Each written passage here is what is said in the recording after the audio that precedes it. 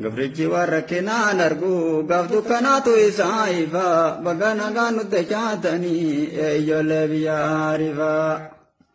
Shabaabni baaratti saabate jiru biyyattu harkaa bade nu dhiibanii biyya teennarraa biyya lagaatti dhumaa jirra.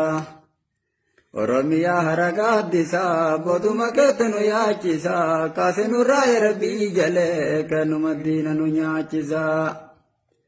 Oromiyaan biyya gootota biyya seenaa fi hambaati hoo ka addunyaa nu ittiin bulte handhuura nuura gadaati hoo rabbitu nu kenne beekumsaan dhawaata dhiira duraati hoo.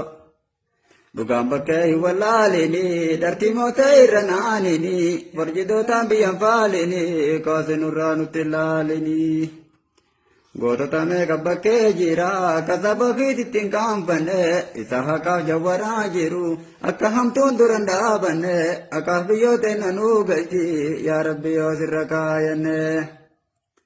Yaa rabbi mee mirga nuu kenni kana boodaa nun hin yoomsini biyya teennaa hin duroomfanna biyya lagaa hin duroomsini ka duriyyuu nu gayaa rakkoon kana boodaa nun gabroomsini. Dhume hangoon ka abbaa garaa kaasi gufuunu jalaa karaa haagaluu hayti abbaa maraa. Gadaan faalaadha ka deebite biyya lagaatu nu ceemite rakkoo hedduu nurra geessite.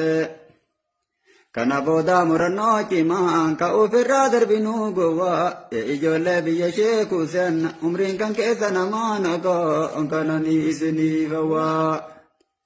Isa ragaanu bayuu miti karagaanu ta'u soomichi idil mubaarak ya muslimiin baga siniin gahe gooftichi.